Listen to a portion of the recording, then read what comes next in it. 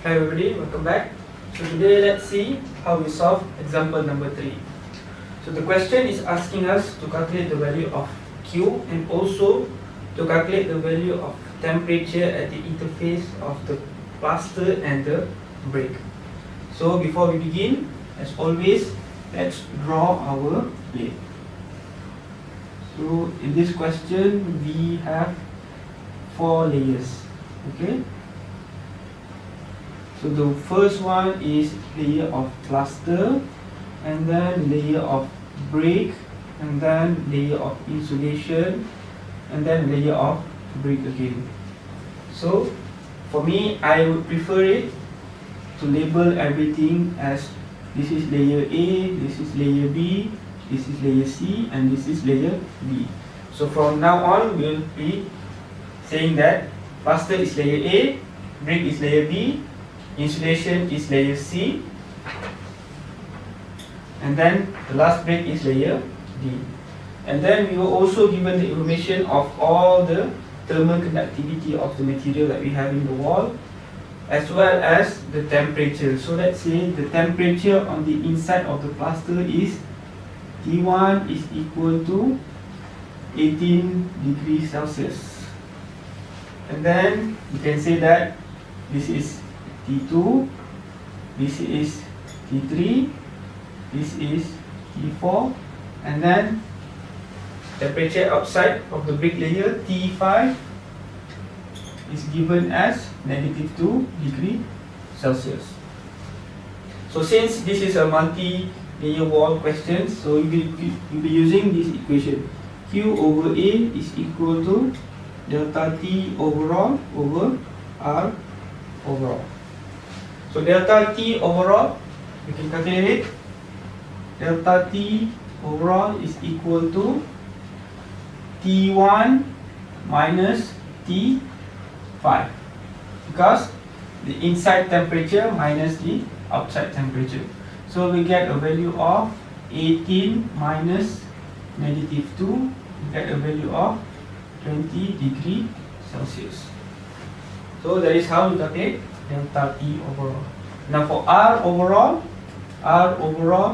is going to be equal to RA plus RB plus RC and plus RD, since we have 4 layers. To find the value of RA, RB and RC and RD, so we're going to be using R is equal to delta X over K. So if you are finding the value of RA, we're going to be using delta XA over KA. So for RA, we can get the value of XA. The thickness of the plaster given is 15 mm. So 15 mm, 100 mm, 60 mm, and also 100 mm. So change everything into meter. So 15 mm, you change it, you'll get 0.015 meter. And then the value of K for plaster is given as 0.1 watt meter Kelvin. So solving this, you get a value of 0.15 meter squared Kelvin per watt. So this is how we calculate the value of RA. So we do the same thing for RB, RC and RD.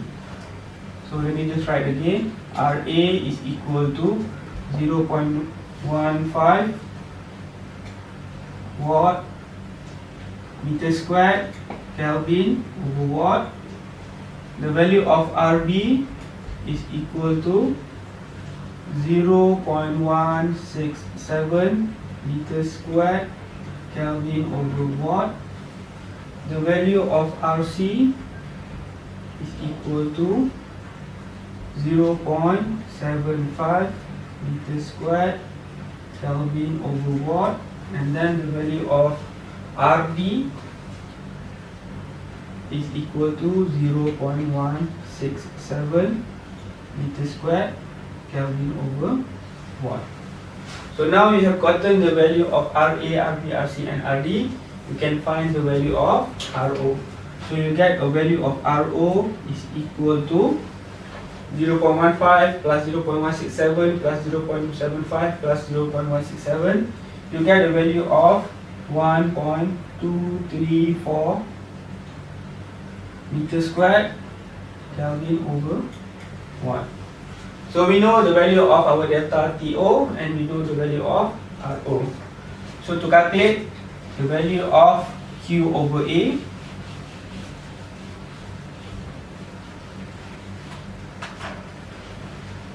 Q over A is going to be equal to 20 degrees Celsius divided with 1.234 meter squared Kelvin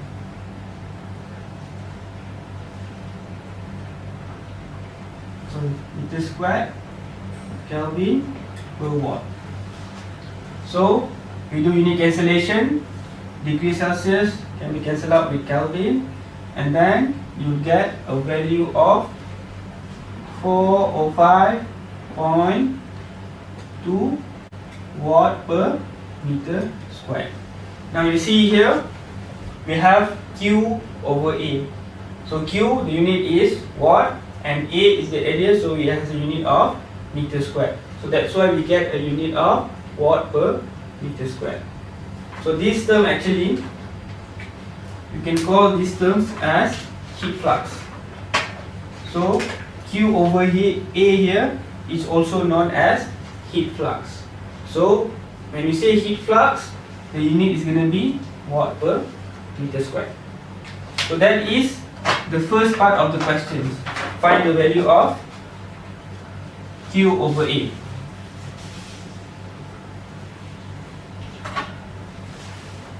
The second part of the question is asking us to find the value of temperature between cluster and break. So this is going to be a temperature which is our T2. So here we can say that this temperature to this temperature is known as delta TA, because this is the temperature difference for material A. If you get this temperature to this temperature, this one we can classify as delta TB. So the same thing, this is delta TC and this is delta TB. So we can define as delta TA is equal to T1 minus T2, because T1 minus T2 you get your delta TA. So we also know that Q over A is going to be equal to QA over A. Why? Because we say this is steady state.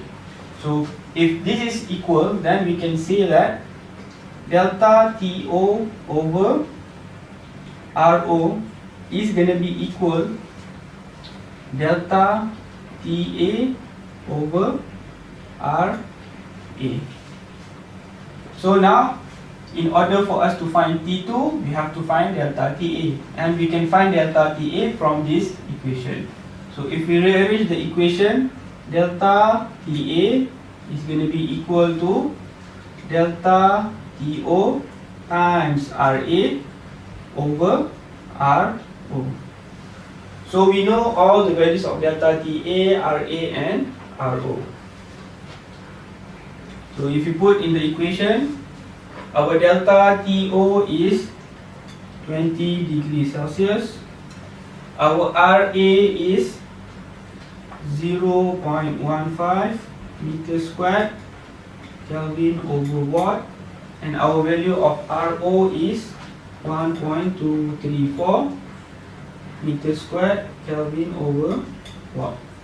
So if you cancel out all the units, meter squared, Kelvin, Kelvin, watt and watt, we get the unit of temperature. So the temperature you get is 2.43 degree Celsius. So we know the value of delta TA. So to find the value of T2, so T2 is going to be equal to T1 minus delta TA. So this is from this equation. So T1 is equal to 18 minus 2.43. So you're going to get a value of 15.57 degree Celsius. So that is the final answer.